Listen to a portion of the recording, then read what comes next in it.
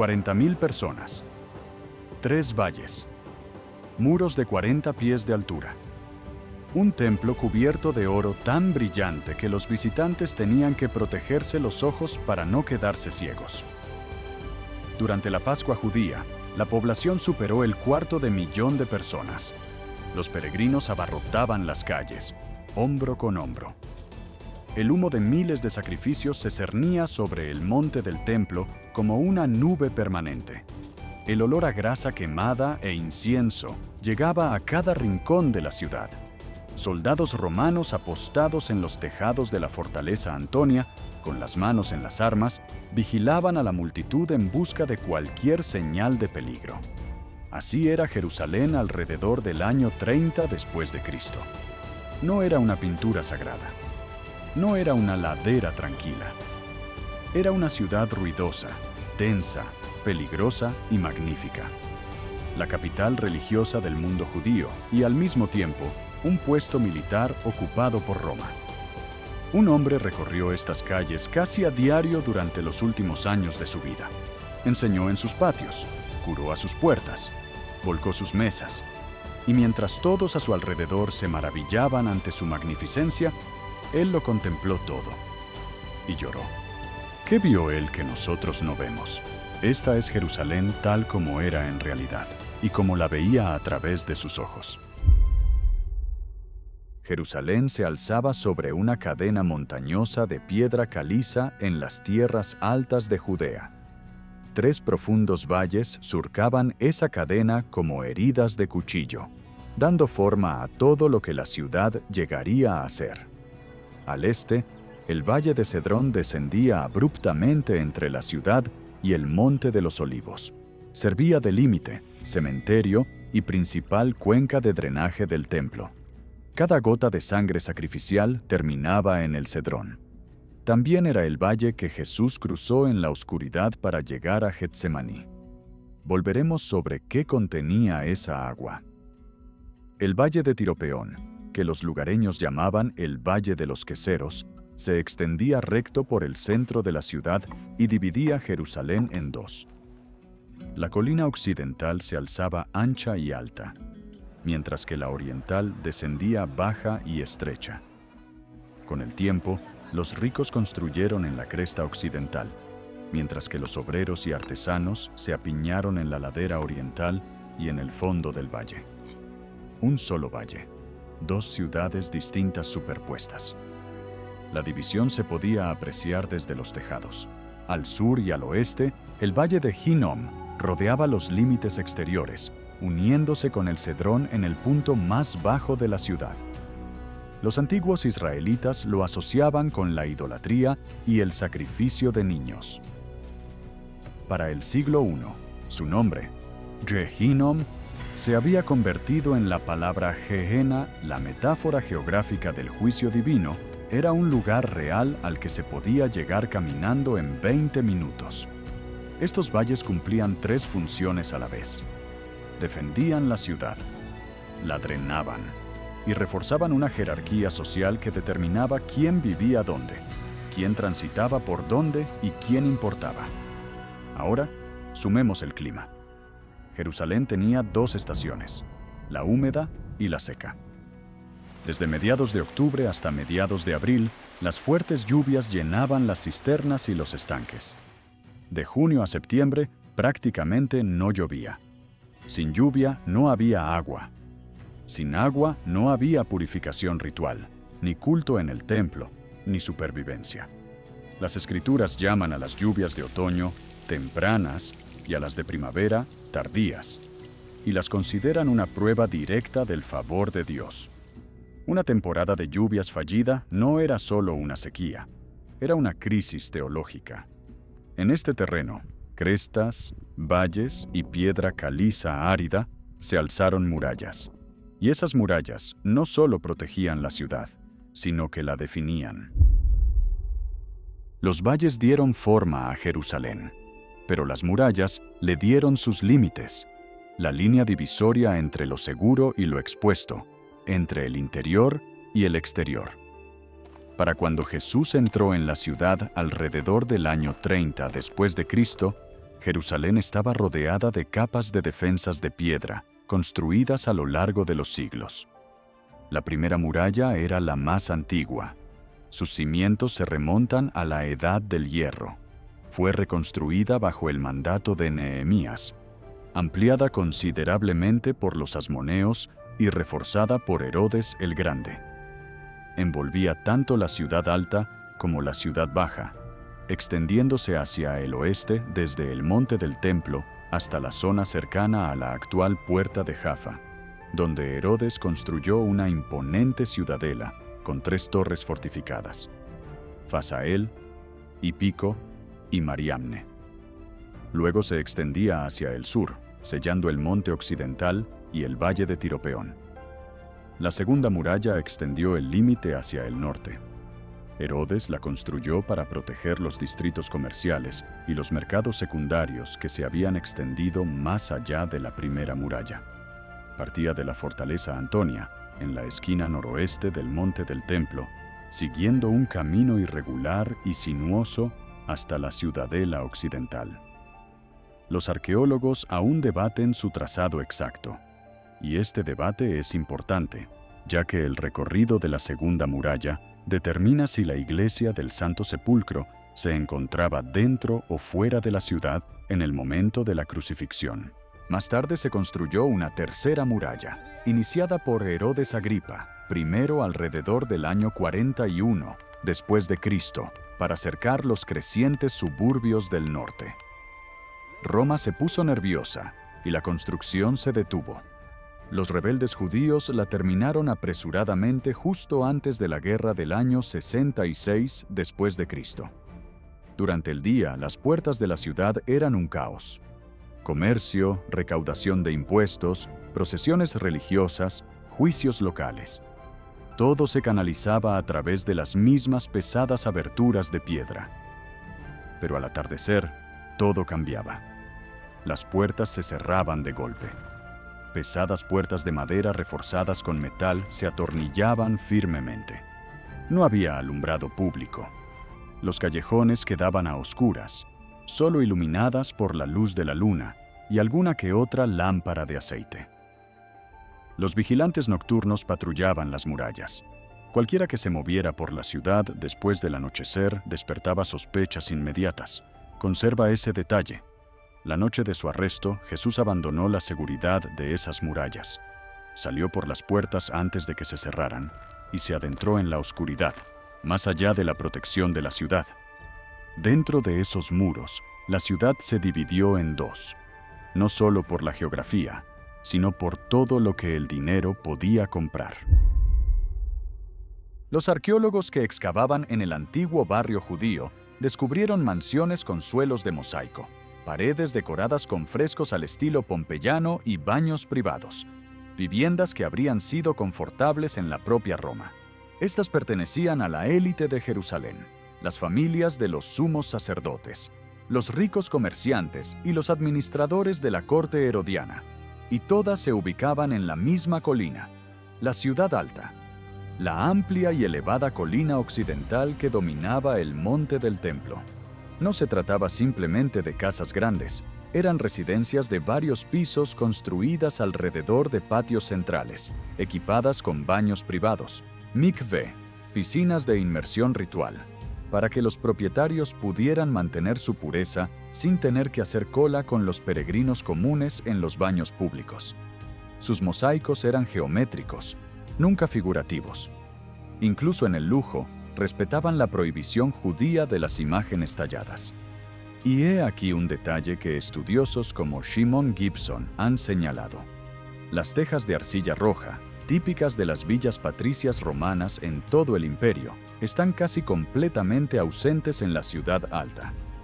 Estas familias importaron la estética romana, pero establecieron un límite. La riqueza era judía, no romana. Ahora, descienda la colina, cruce el valle de Tiropeón hasta la ladera este, el ramal original de la ciudad de David, y notará un cambio en el ambiente. En la ciudad baja vivían los artesanos, los obreros y los pobres de la ciudad, quienes tallaban la piedra, acarreaban el agua y prestaban servicios tanto al templo como a las propiedades de la parte alta. Las viviendas aquí eran densas y modestas. Estructuras de piedra muy juntas se apilaban a lo largo de callejones estrechos. Las recientes excavaciones, sobre todo en la zona del aparcamiento de Hibati, han complicado el panorama. Los arqueólogos hallaron grandes edificios administrativos, entre ellos el edificio 100, y lo que podría ser el monumental palacio de la reina Helena de Adiabene, una rica extranjera convertida al judaísmo. La ciudad baja no era uniformemente pobre, pero para la gran mayoría sí lo era. Y sin embargo, algo traspasó la división. En las casas más humildes de la ciudad baja, los arqueólogos siguen encontrando los mismos objetos: tazas, cuencos y vasos medidores de piedra caliza. Bajo el dominio judío halágico, según la ley, la cerámica que entraba en contacto con impurezas se arruinaba. Había que romperla, pero la piedra no podía impurarse. Por eso, las familias comunes usaban piedra para todo. La estricta pureza ritual no era algo que los ricos practicaran para ostentar estatus. Era la vida cotidiana de quienes apenas podían permitirse los utensilios. Ricos o pobres, todos en Jerusalén dependían de lo mismo para sobrevivir y para adorar: el agua. El sistema de abastecimiento de agua que daba servicio a Jerusalén habría impresionado a Roma. La fuente de agua original de la ciudad era el manantial de Gijón, ubicado en el valle de Cedrón. En la Edad del Hierro, el rey Ezequías excavó un túnel en la roca sólida para desviar el agua de Gihón dentro de las murallas hasta el estanque de Siloé, una medida defensiva contra el asedio asirio. Pero para el siglo I, Jerusalén había crecido enormemente y el agua de un solo manantial se había quedado pequeña. Decenas de miles de residentes permanentes, cientos de miles de peregrinos durante las festividades. Una estación seca de 6 meses prácticamente sin lluvia. Las cuentas no cuadraban. Así, los asmoneos y luego los herodianos construyeron un sistema que transportaba agua por las colinas de Judea en etapas. Comenzaba a 12 kilómetros al suroeste de la ciudad, en las colinas de Hebrón, donde 3 enormes depósitos escalonados, las piscinas de Salomón, recogían millones de galones de agua de lluvia y de manantiales. Pero las piscinas no se llenaban solas. Para abastecerlas, los ingenieros excavaron un túnel de 2,8 kilómetros llamado Wadi el Billar, que atravesaba directamente una capa de acuífero, diseñado para captar agua subterránea a través del propio techo del túnel mediante técnicas únicas en el país. El agua se filtraba a través de la roca, se acumulaba en el túnel y fluía ladera abajo hacia las piscinas. Desde las piscinas de Salomón, el agua viajaba a Jerusalén a través de 2 acueductos separados.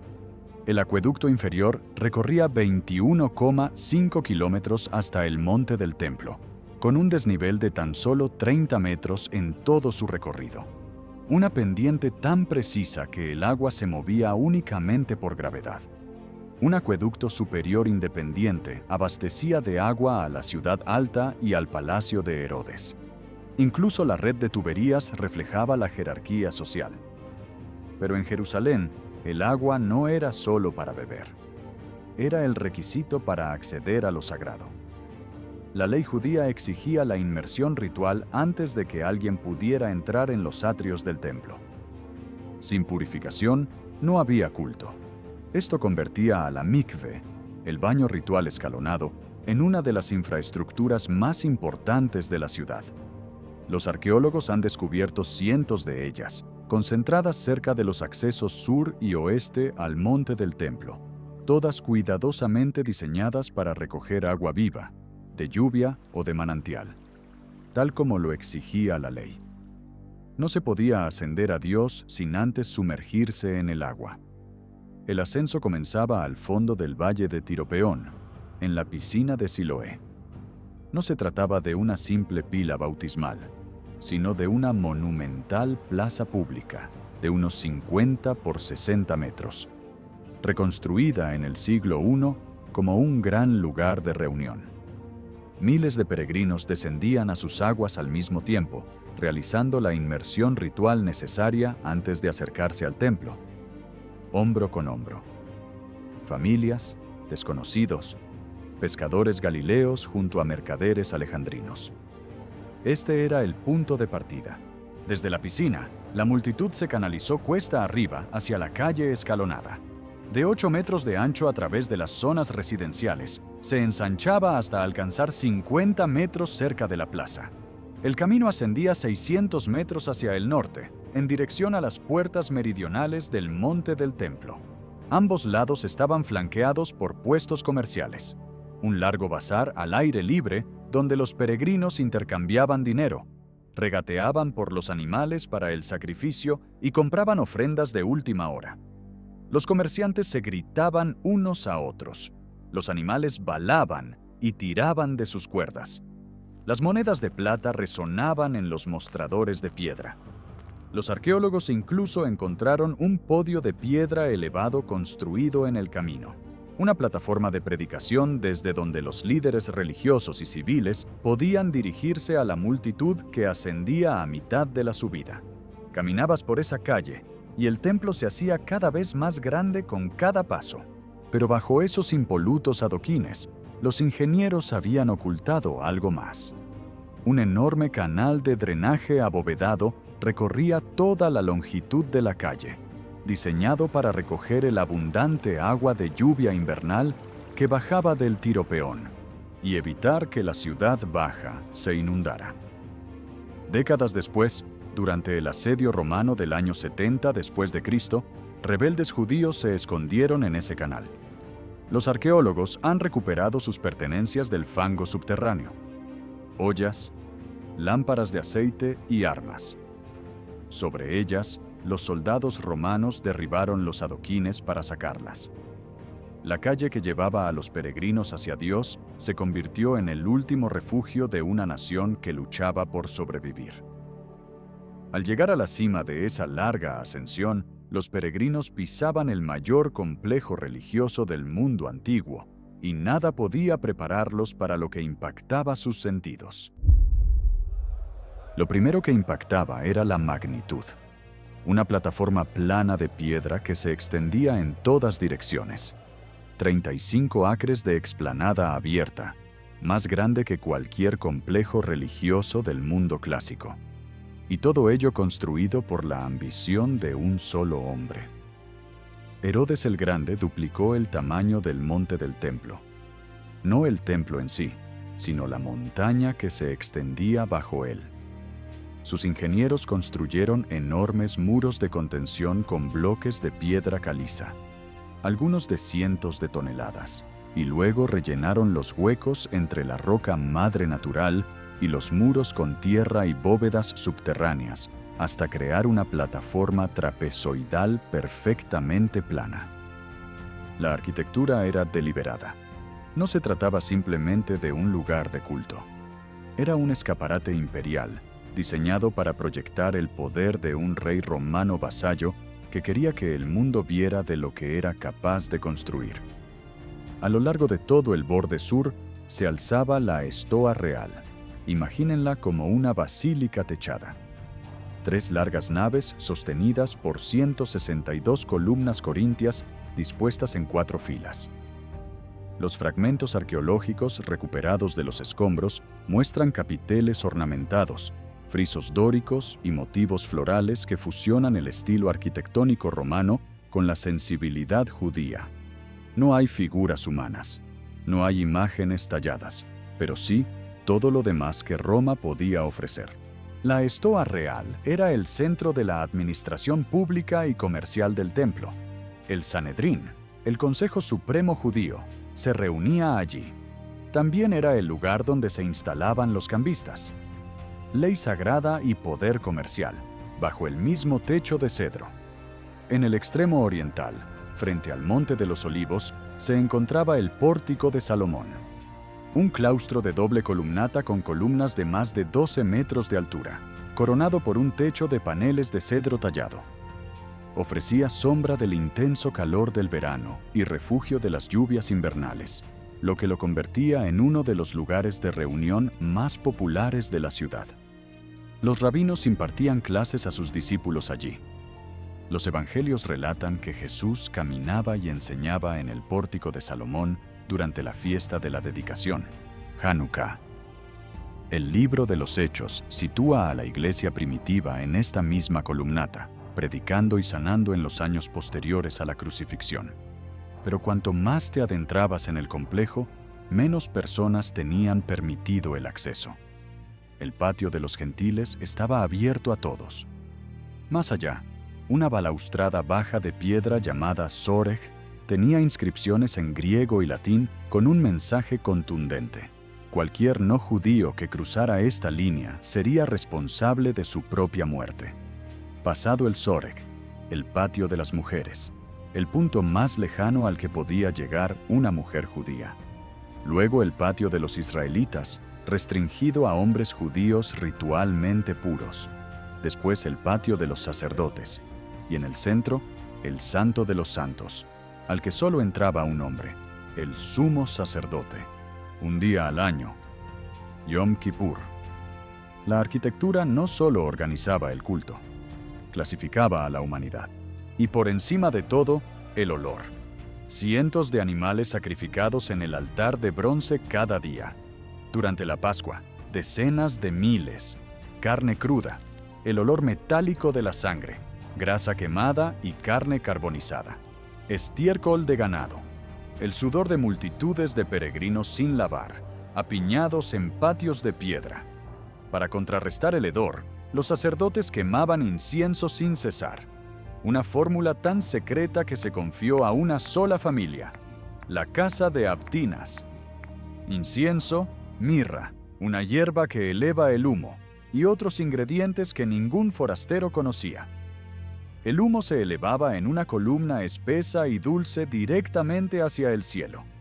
Luego se extendía por el valle de Tiropeón y se posaba sobre ambas ciudades como una manta fragante.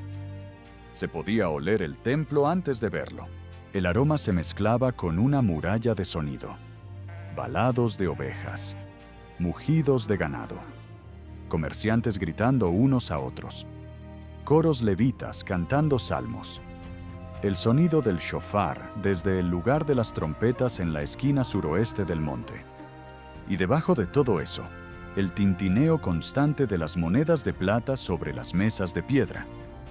El sonido del impuesto del templo que se recaudaba, medio ciclo a la vez, en una moneda que conllevaba una ironía de la que nadie hablaba.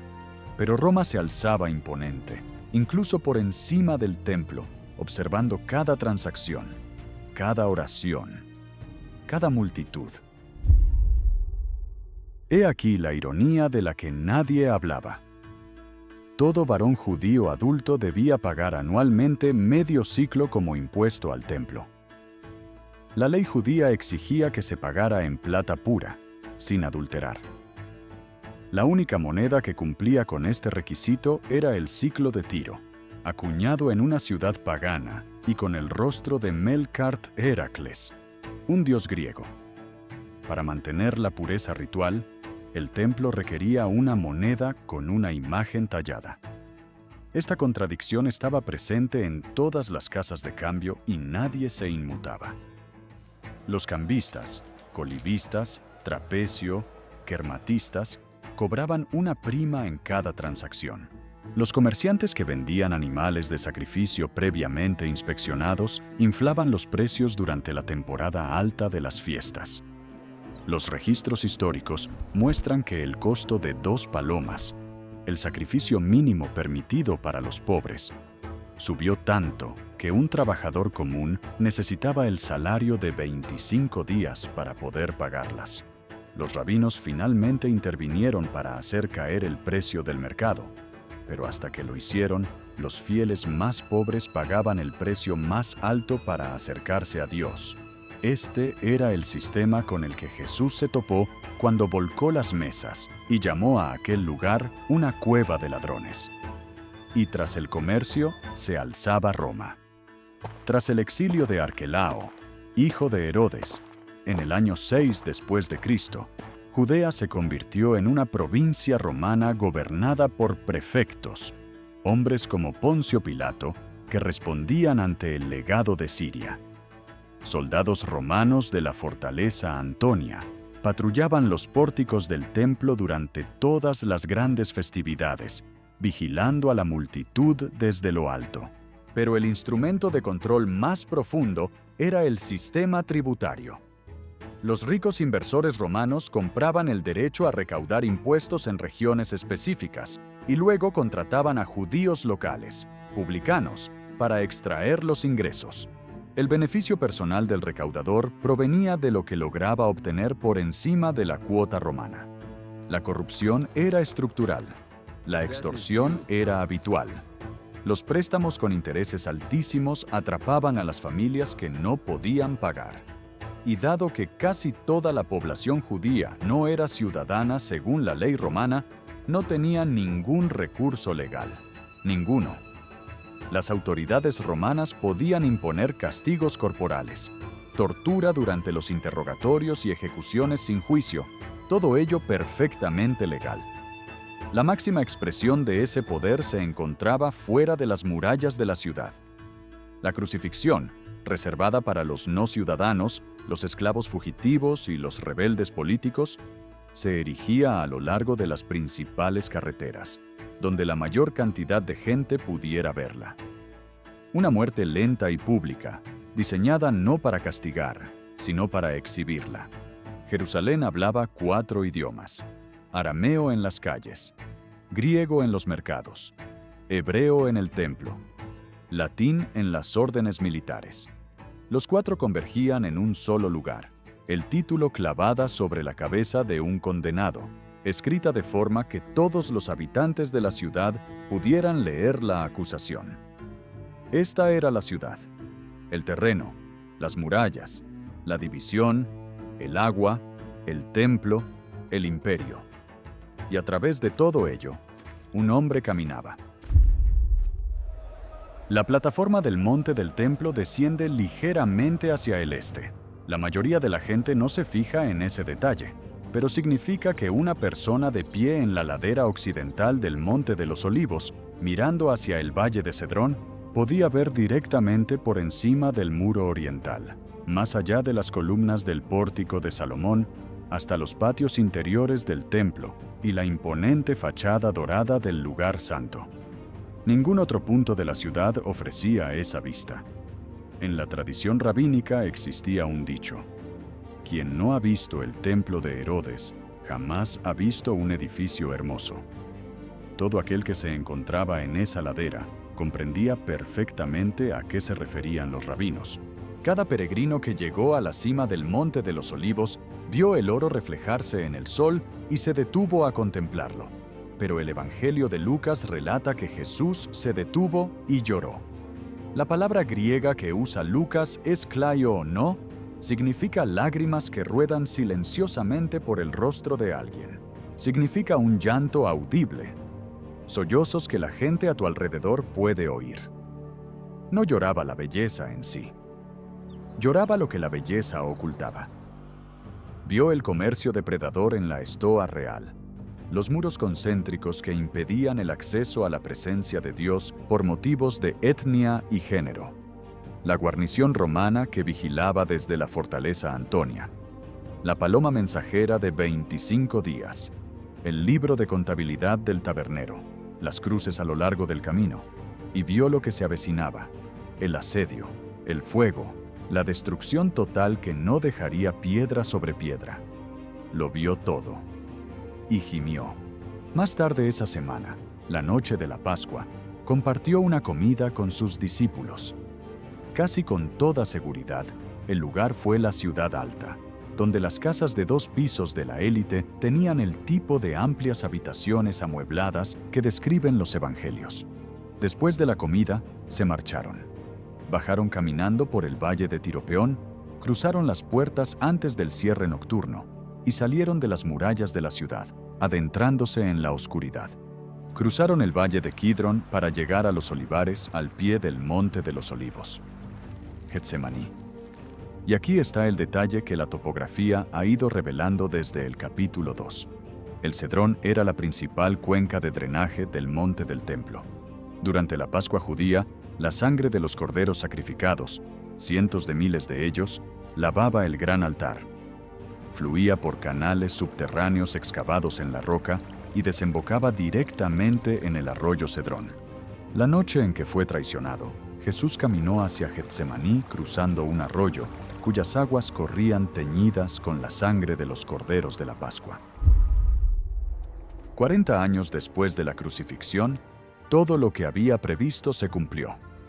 Las legiones romanas de Tito derribaron las 3 murallas. Los rebeldes judíos resistieron hasta el final en los canales de drenaje bajo la calle escalonada, el mismo camino que los peregrinos habían recorrido hacia Dios. El templo, con su fachada dorada, sus enormes piedras angulares y el dulce humo del incienso de Aftinás, ardía. No quedó piedra sobre piedra, tal y como lo había predicho. Jesús lo había dicho. De pie en el Monte de los Olivos, contemplando el edificio más magnífico del mundo antiguo, lo había llamado así. La grandeza era real. La devoción era real. Pero las grietas también eran reales. Y la ciudad no pudo resistir. Jerusalén era todo lo que sus constructores habían previsto. Y aún así, no era suficiente. Eso no es historia antigua. Es un espejo. Las cosas que construimos para proyectar permanencia, las instituciones, las estructuras, las reputaciones, se asientan sobre fisuras que solo la honestidad puede alcanzar. Jesús contempló la obra más impresionante que el mundo antiguo había producido. Y no se maravilló, se lamentó. No porque no fuera magnífico, porque la magnificencia no era lo importante. Si pasear por esta ciudad cambió tu perspectiva del mundo en el que Jesús entró, dale a me gusta. Así le indicarás al algoritmo que la historia basada en pruebas es más importante que las conjeturas de Hollywood. Suscríbete si quieres ver más. Cada episodio reconstruye el mundo antiguo con arqueología y textos reales, para que puedas ver la Biblia tal como la vivieron quienes la estudiaron. Deja un comentario y cuéntame. ¿Qué detalle de este video cambió tu forma de leer un pasaje que creías conocer? ¿El cedrón corriendo en rojo? ¿La paloma de 25 días? ¿Las piedras sin desgaste? Quiero saberlo. Y compártelo con alguien que lo necesite. Tu grupo de estudio bíblico. Tu grupo pequeño. Ese amigo que siempre hace las preguntas difíciles. Envíales una ciudad, no un cuadro.